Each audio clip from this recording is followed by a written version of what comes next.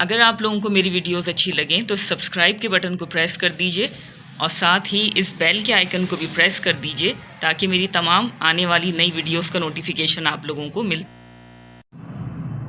बिस्मिल्लाहिर्रहमानिर्रहीम, अस्सलाम वालेकुम। आज मैं आप लोगों के लिए एक्सरसाइज 6.2 का क्वेश्चन नंबर सॉल्व करूँगी। तो चलिए वीडियो को स्टार्ट करते हैं। क्वेश्चन है आपके पास फैक्टराइज द फॉलोइंग, ठीक है। अब यहाँ पर देखिए आपके पास क्वेश्चन है 4x + 8z, ठीक है। ये एक अलजेब्रिक एक्सप्रेशन आपको दिया हुआ है, आपने इस एक्सप्रेशन को जो है वो फैक्टराइज़ करना है। तो देखें किस तरीके से फैक्टराइज़ करेंगे आप।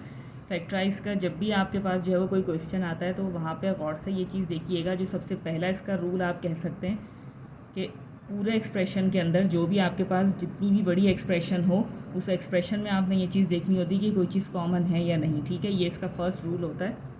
तो दिए गए क्वेश्चन को आप सबसे पहले जो है वो गौर से देखिएगा। इस अलजेब्रिक एक्सप्रेशन में आपके पास 2 टर्म्स हैं। फर्स्ट है आपके पास 4x और सेकंड है आपके पास 8z, ठीक है। तो दोनों एक्सप्रेशन में आपके पास जो भी चीज़ कॉमन होगी वो चीज़ सबसे पहले आपने यहाँ पे फाइंड करनी है। ये आपके पास कोफिशिएंट कहलाता है, ठीक है, और ये आपके पास वेरिएबल कहलाता है। अब देखें जो दोनों टर्म्स हैं आपके पास, उन दोनों टर्म्स में आप सबसे पहले कोफिशिएंट वाइज देखेंगे कि कोई चीज़ कॉमन है या नहीं।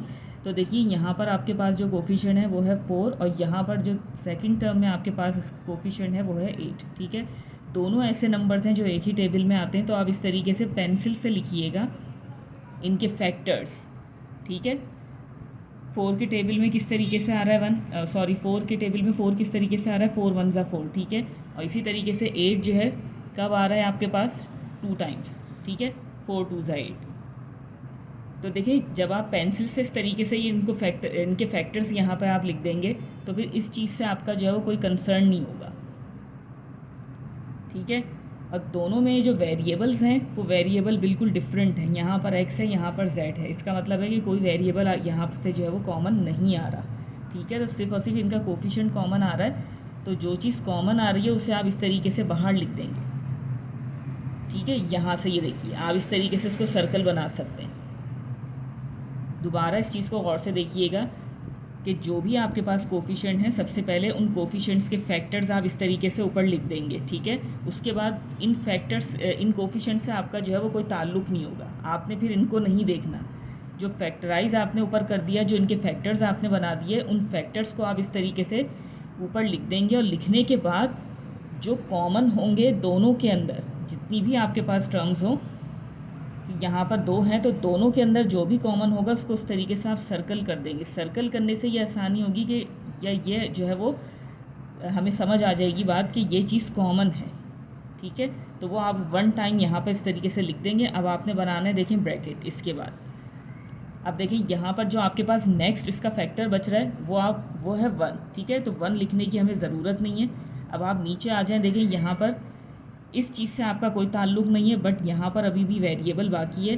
तो जो यहाँ पर चीज़ बच जाएगी इस फर्स्ट टर्म में, ठीक है।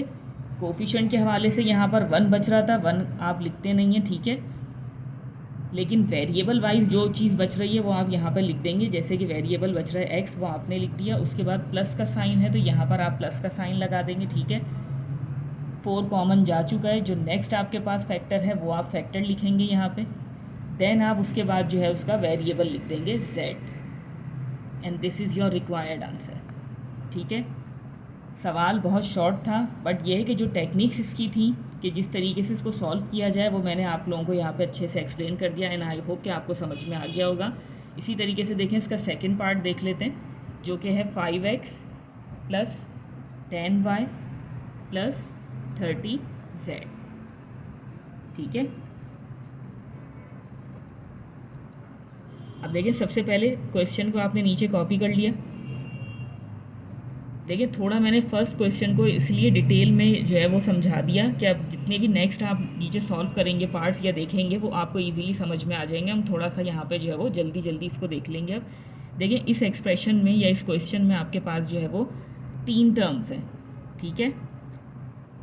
अब देखें तीनों टर्म्स के अंदर जो आपके पास कोफिशिएंट है वो ऐसा कोफिशिएंट है जो एक ही टेबल में आपको नज़र आ रहा है होता हुआ, ठीक है। एक ही यानी कि जो भी आपके पास कोफिशिएंट्स हैं यहाँ पे वो एक ही टेबल के अंदर आते हैं। तो उस तरीके से आप क्या करेंगे, इनके फैक्टर्स ऊपर लिखते चले जाएंगे।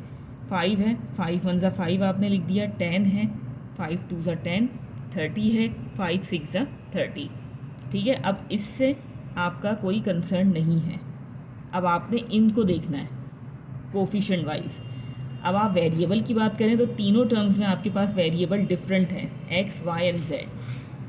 तो यहाँ से वेरिएबल कोई कॉमन नहीं आ रहा, तो अब आपने बिल्कुल इसी तरीके से लिखना है कि तीनों के अंदर जो भी आपके पास फैक्टर कॉमन है उसे आप इस तरीके से सर्कल करके यहाँ लिख देंगे नीचे।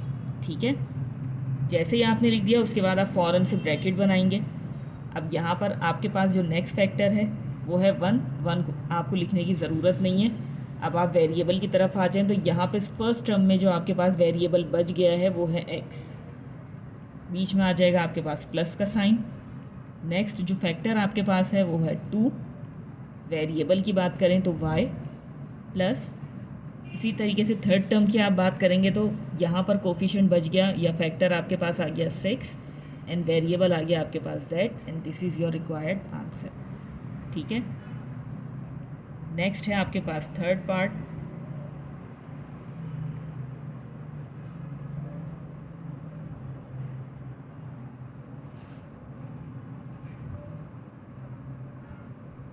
ठीक है, ये देखें थोड़ा सा और आपके अच्छी तरीके से समझ में आ जाएगा।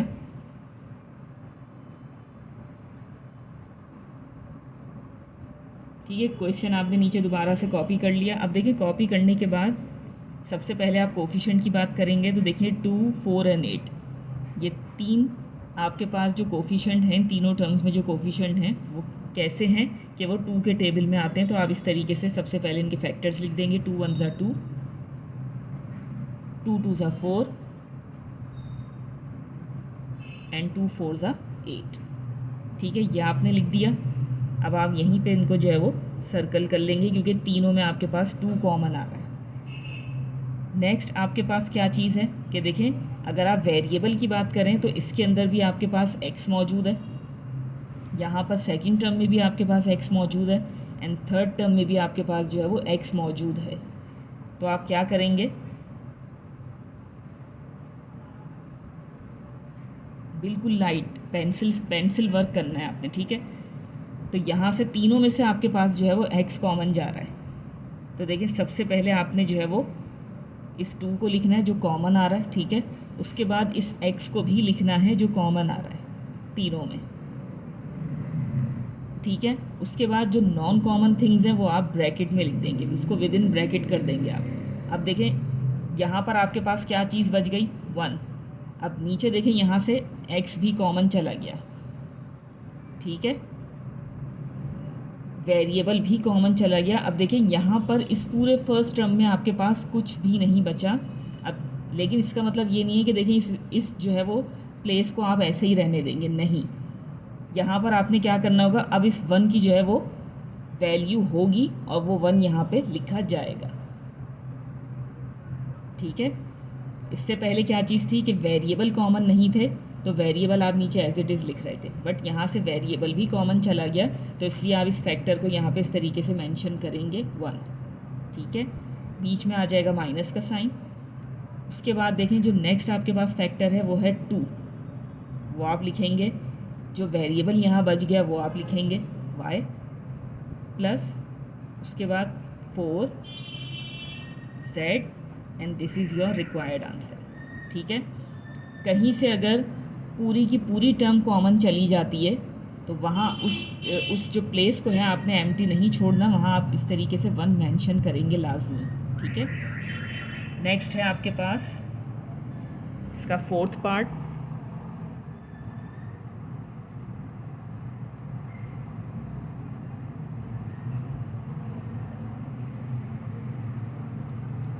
देखिए जितने ज़्यादा क्वेश्चन में सॉल्व कराऊंगी उतना ज़्यादा जो है वो आपको ये कॉन्सेप्ट क्लियर होगा।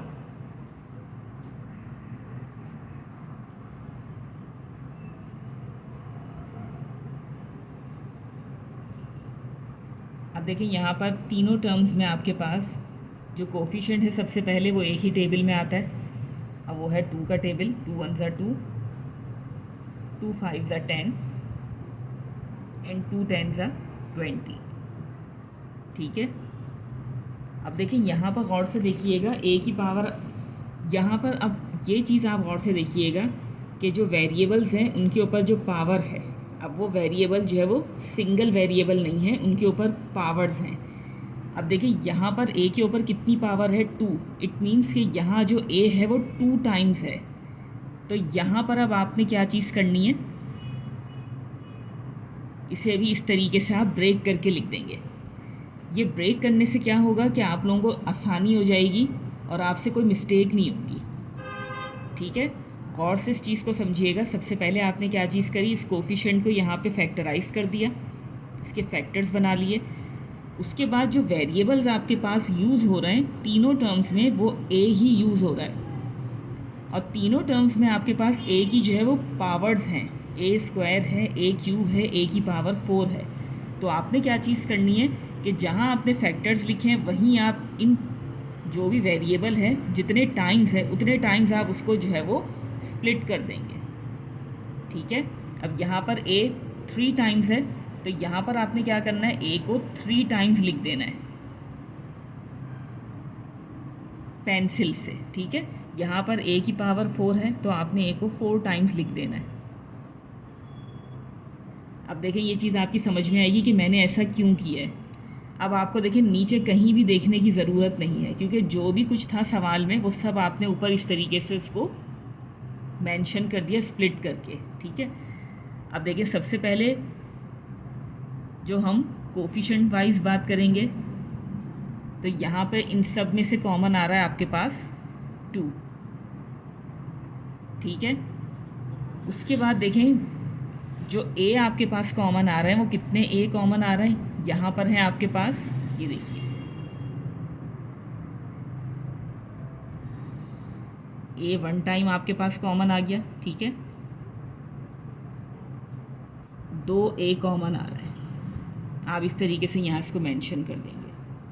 ठीक है, जितने भी एस कॉमन आ रहे हैं वो आप यहाँ लिखते चले जाएंगे।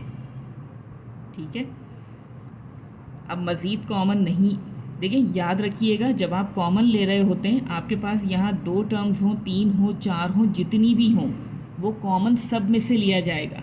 अब ये नहीं है कि यहाँ पर a है तो यहाँ से भी a कॉमन निकाल लिया, यहाँ से भी नहीं, कॉमन आपने तीनों में से लेना होगा। जैसे यहाँ पर आपने 2 एस कॉमन ले लिए, यहाँ से भी चले गए, यहाँ से भी चले गए। अब मज़ीद जो है वो यहाँ से कोई भी चीज़ कॉमन नहीं ले सकते। ठीक है, तो देखें अब यहाँ पर इस पूरे एरिया में या इस पूरे टर्म में आपके पास क्या चीज़ बच गई, सिर्फ और सिर्फ 1, तो वो आप यहाँ पर मेंशन कर देंगे। ठीक है, नीचे से आपका कोई ताल्लुक़ नहीं है, ऊपर आप आराम से देख के लिख सकते हैं। सिर्फ साइन यहाँ से देख लीजिएगा, बीच में प्लस का साइन आ रहा है। उसके बाद आपके पास आ रहा है यहाँ पर 5 और कितने a बच गए, 1। फिर ये माइनस का साइन आ गया बीच में, यहाँ पर आपके पास बच रहा है 10 और कितने a's हैं, 2 a हैं। ठीक है, तो डायरेक्ट आप इसको इस तरीके से लिख लेंगे। ठीक है, यहाँ इसको थोड़ा सा मल्टीप्लाई कर लेते हैं, 2a is a स्क्वायर, उसके बाद बाकी का क्वेश्चन आप नीचे कॉपी कर लेंगे and this is your required answer. ठीक है, तो चलिए यहीं पे मैं अपनी वीडियो को एंड करना चाहूँगी इसी उम्मीद के साथ कि जो भी मैंने आपको एक्सप्लेन किया बहुत अच्छे से आपकी समझ में आ गया होगा। अगर वीडियो अच्छी लगे तो लाइक एंड शेयर ज़रूर कीजिएगा। मिलते हैं फिर आप लोगों से अगली वीडियो में, तब तक के लिए अल्लाह हाफ़िज़।